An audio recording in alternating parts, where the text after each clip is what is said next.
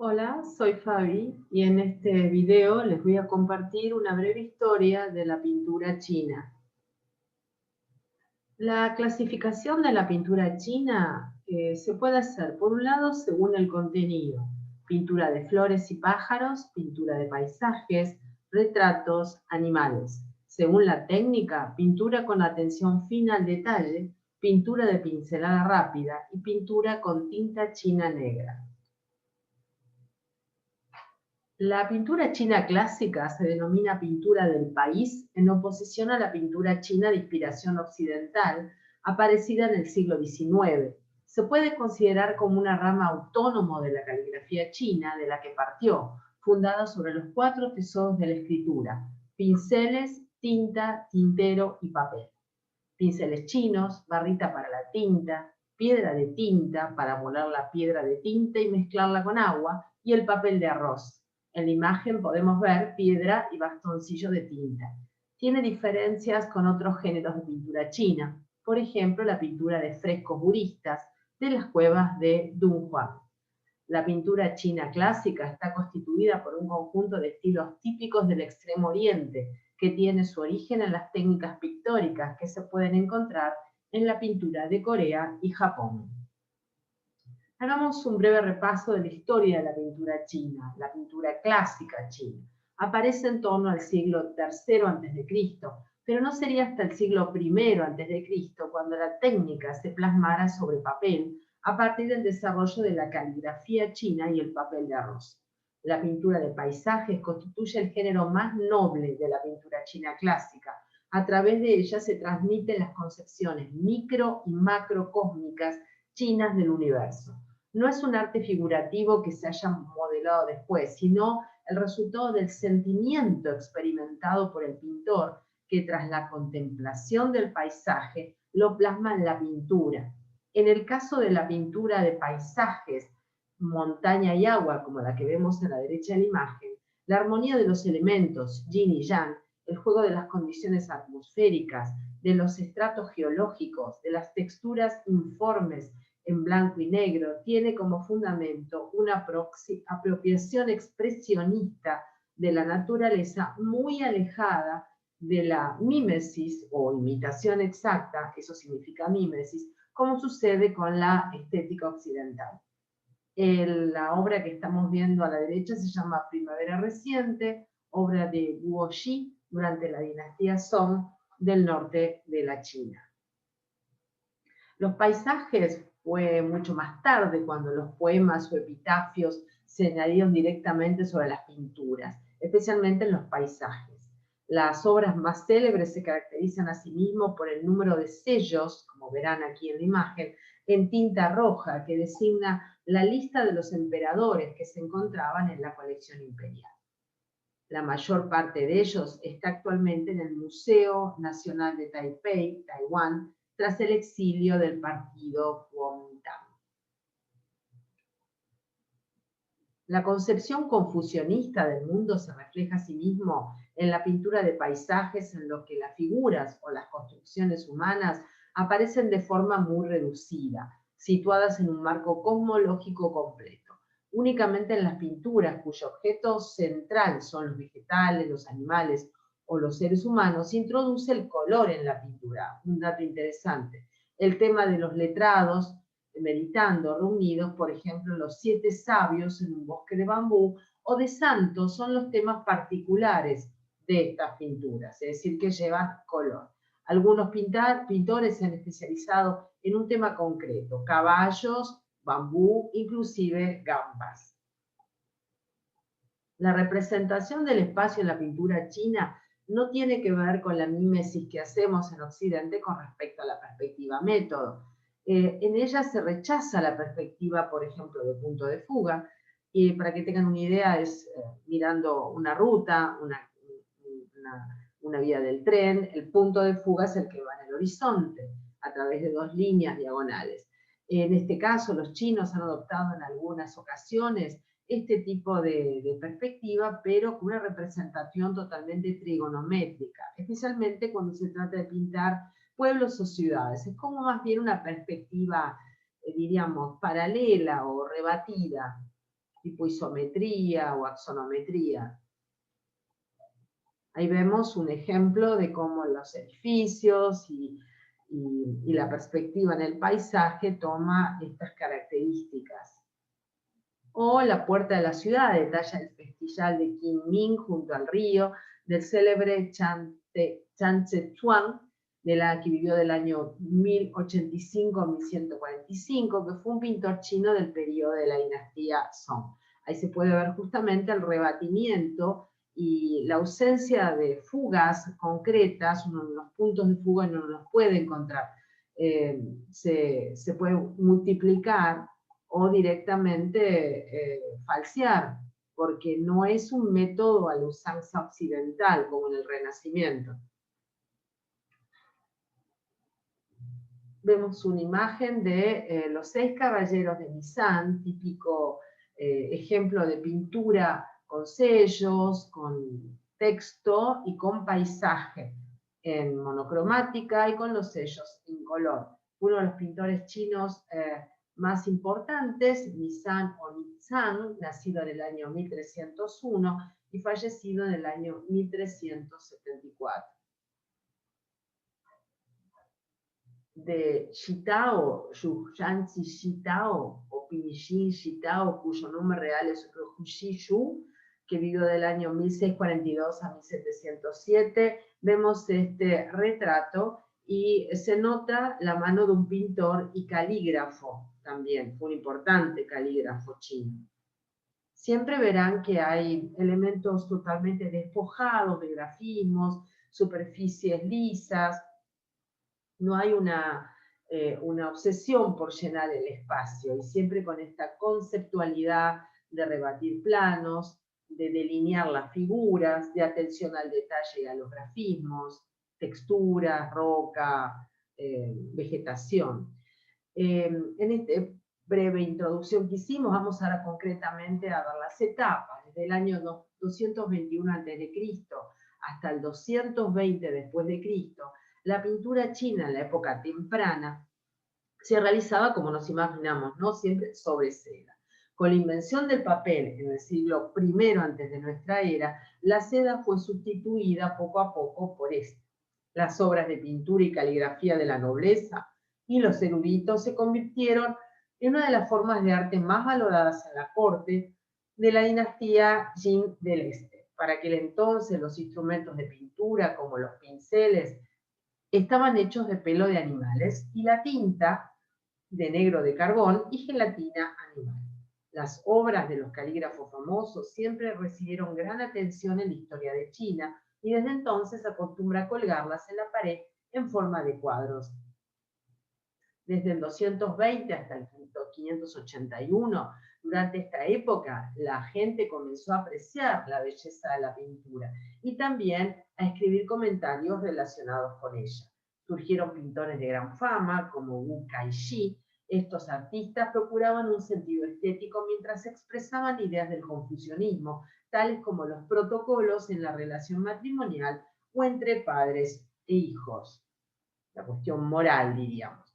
Wu Kaishi, aproximadamente nacido Chilca en el año 344 y fallecido en el 406, es un reconocido pintor de la antigua China. Su nombre de cortesía era Chan Kang, nació en Wuxi, en la provincia de Jiangsu, y comenzó a pintar en Nanji en el año 364. En el 366 fue designado oficial. Posteriormente fue ascendido a oficial real. También era un poeta y calígrafo de talento. Escribió 3 libros sobre teoría de la pintura, sobre la pintura, introducción a las famosas pinturas de las dinastías Wei Jin y pintando la montaña Yuntai. Esos son sus 3 libros. Escribió en las pinturas de las siluetas humanas, las ropas y las apariencias no eran importantes. Los ojos eran el espíritu y el factor decisivo, nos comenta. El arte de Wu es conocido en la actualidad a través de copias de 3 pinturas de rollos de seda que se le atribuyen. Muchas de sus obras más importantes se encuentran en museos en el extranjero. Se desconoce si China puede llegar a reclamarlas. Ahí vemos de Wu Kaishi, Oda a la diosa del río Luoxi. Es muy famosa esta obra, una de las más destacadas. Son largas, extensas, y como verán, no tiene, es más bien monocromática, algunas atenciones al detalle en color, vestimentas sobre los personajes, y tiene una sensación de atmosférica, ¿vieron? Como una atmósfera que envuelve todo. No hay una definición de líneas demasiado acusadas. En la ninfa del río Luo han llegado hasta nuestros días y se remontan a la dinastía Song 3 copias. La pintura ilustra un poema escrito por Chao Shi, que vivió del año 192 a 232, y una copia se guarda en el Museo del Palacio de Pekín. Otra se encuentra en la Galería Freer en Washington, D.C., y la tercera fue llevada a Manchuria por el último emperador Puyi, que vivió del año 1906 a 1967, mientras él fue emperador títere de Manchukuo, bajo dominio japonés. Cuando los japoneses se rindieron en el año 45, se le perdió rastro a la pintura y al cabo de 10 años el Museo Provincial de Liaoning logró recuperarla. Aquí la vemos, ninfa del río Lu, un detalle de esta célebre obra rescatada. Como verán, nuevamente vemos una sensación de planimetría, de rebatimiento, tal vez lo que está más abajo está más adelante, lo que está más arriba está más lejos, y aparte vemos una inversión de la perspectiva en la tarima. Eso es un recurso que utiliza mucho el arte, inclusive el arte bizantino, que destaca al personaje que está sobre ella, al revés de la perspectiva tradicional que estamos acostumbrados a ver, que le quitaría importancia tanto al personaje y uno estaría más observando las líneas de fuga hacia, hacia el fondo. En las admoniciones de las institutrices del Palacio de las Damas, ¿qué significa admoniciones? Advertencias, tal vez regaños. Esta pintura, probablemente una copia de la dinastía Tang, ilustra 9 historias de una sátira política sobre la emperatriz Jian Nanfen, escritas por Zhang Hua, que aproximadamente vivió del año 232 a 302. Sobre el rollo se encuentran numerosos sellos, poemas y comentarios asentados por coleccionistas y emperadores, los más antiguos de los cuales se remontan al siglo VIII. El rollo de las admoniciones estuvo guardado en el tesoro del emperador hasta que fue robado por el ejército británico durante el levantamiento de los Boxers del año 1900.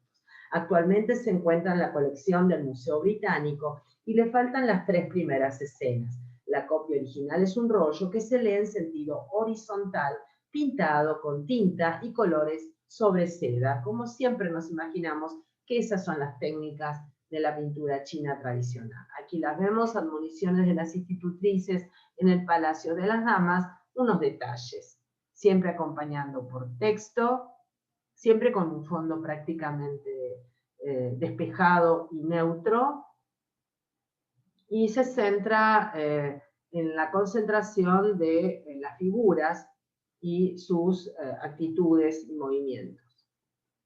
Desde el año 581 hasta 960, en la dinastía Sui y la dinastía Tang, la pintura de personajes de la corte alcanzó un máximo desarrollo.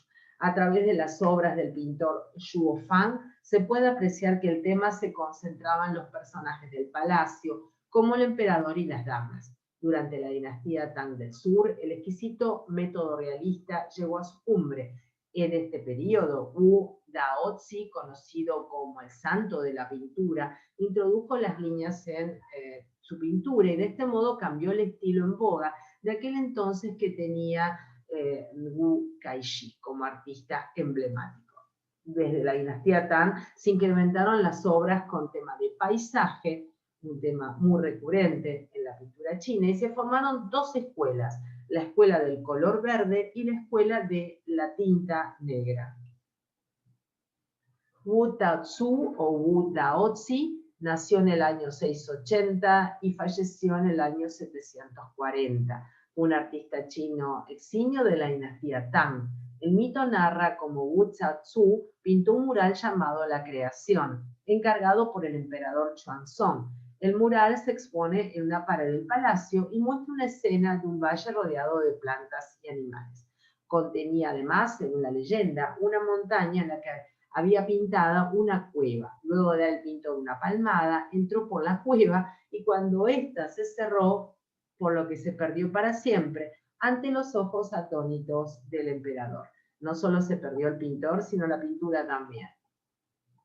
Aquí vemos del célebre artista llamado Wu Taozi o Wu Daozi, nacido, repito, en el año 640 y fallecido en el 740, que fue un artista chino de la dinastía Tang, el retrato del célebre Confucio.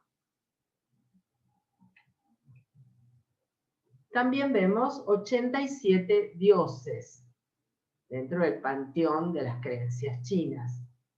Fíjense la atención al detalle de los pliegues, las sinuosidades de las líneas, como si la relación de figura-fondo.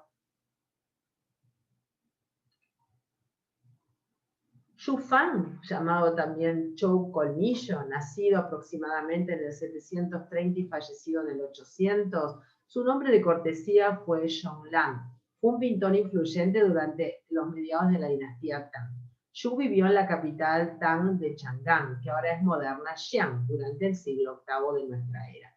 Él provenía de un ambiente noble y esto se reflejó en sus obras, como las famosas damas de la corte adornan el pelo con flores, aunque dicen que fue atribuido a él. Lo van a encontrar siempre como supuestamente de este artista tan famoso. Y otro también puede ser la dama de la corte de Sirmiantes. Fue influenciado por el estilo puro y detallado de Wu Kaishi y de las 6 dinastías en su trabajo.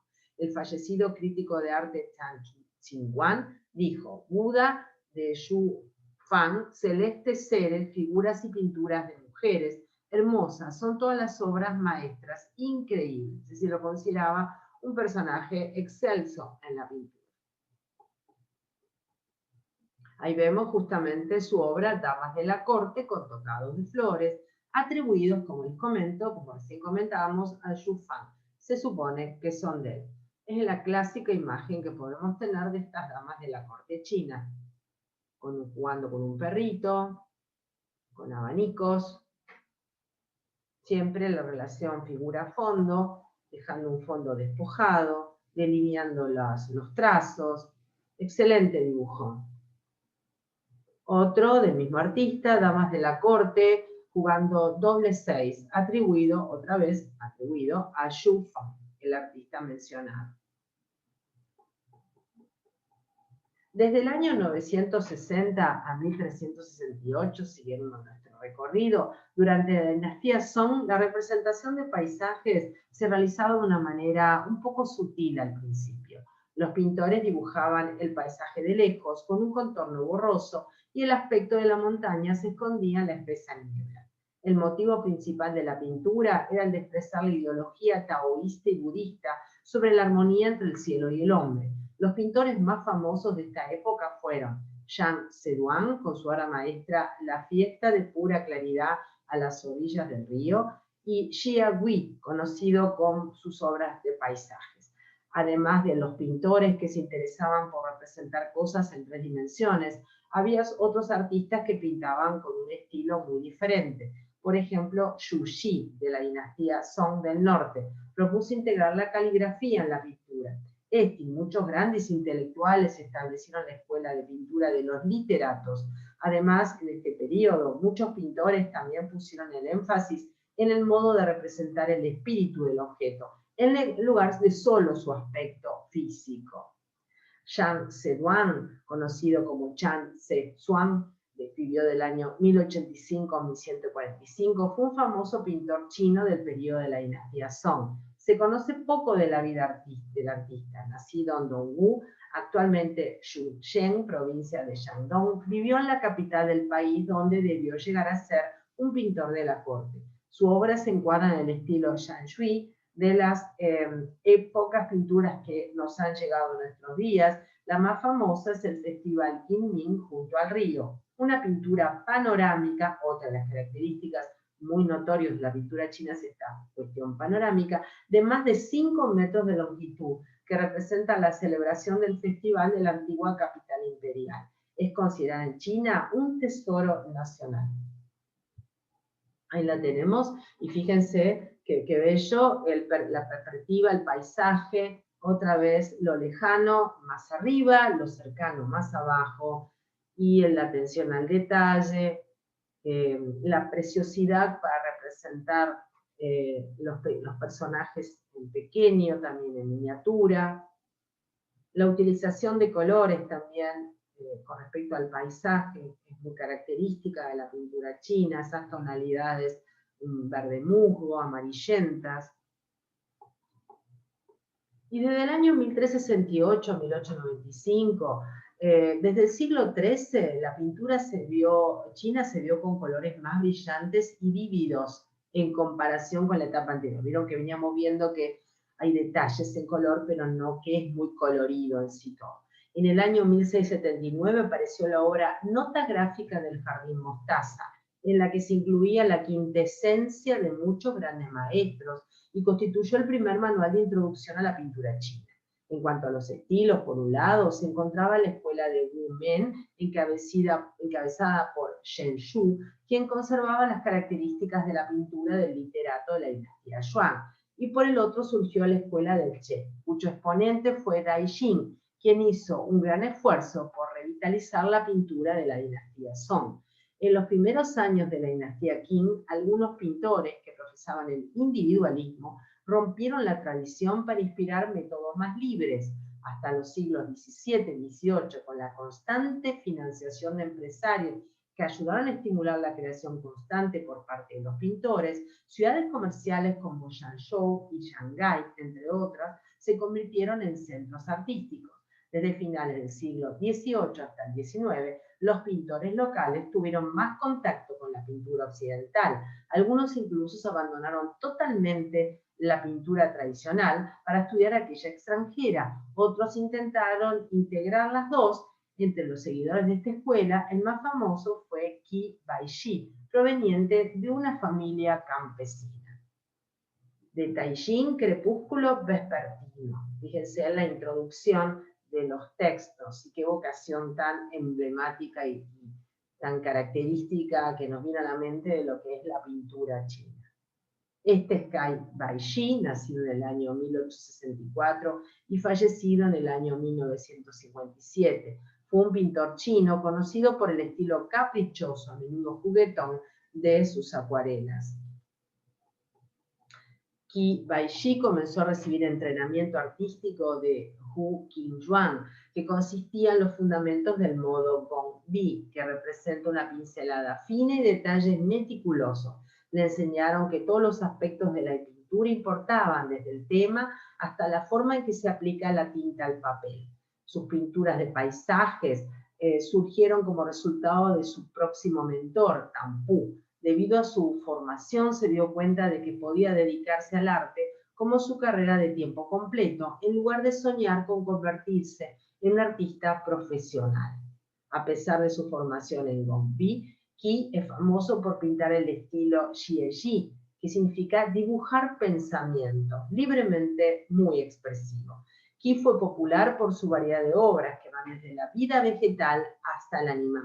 Debido a su estilo natural, los coleccionistas, tanto artísticos como políticos, compraron su obra. Las obras de Qi se basaron en la vida y el carácter. Debido a la caída de la dinastía Qing, Qing era conocido por no dejar que todos los problemas políticos afectaran su trabajo y por mantener sus propios valores e ideas a través de las duras, de acuerdo a los estándares confucianos, a partir de la dura situación que estaba pasando.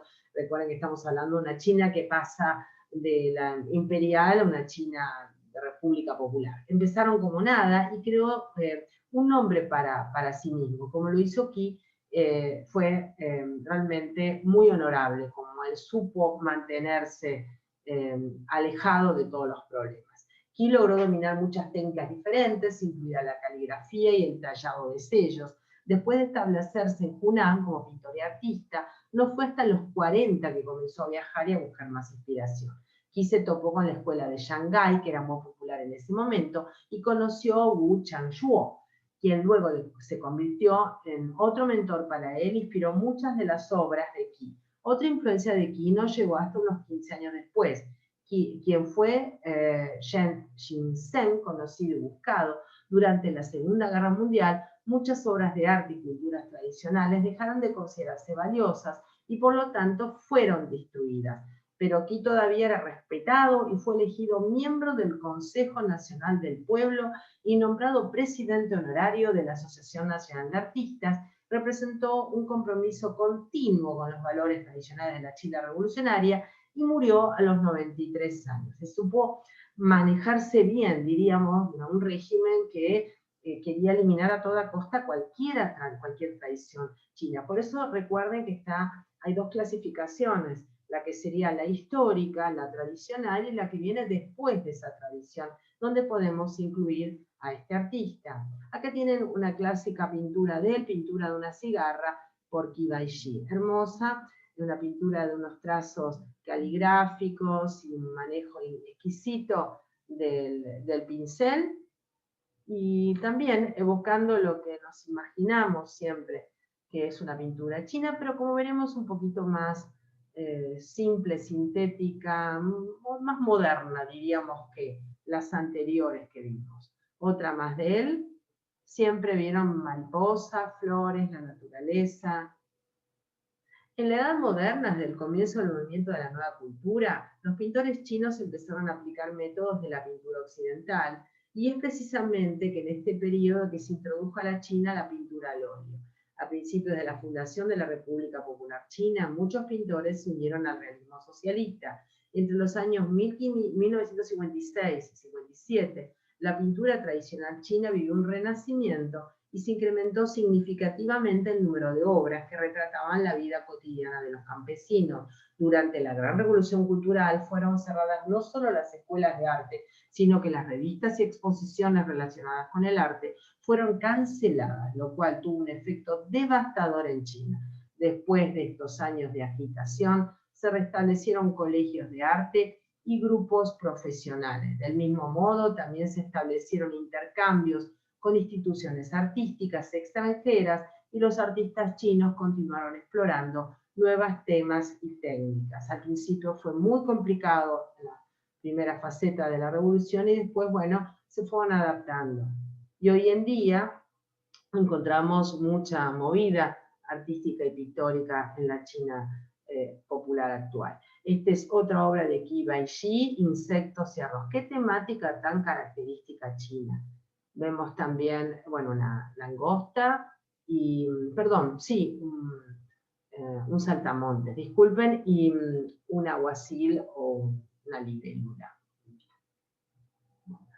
Con esto me despido y el próximo episodio será pintura japonesa. Muchas gracias.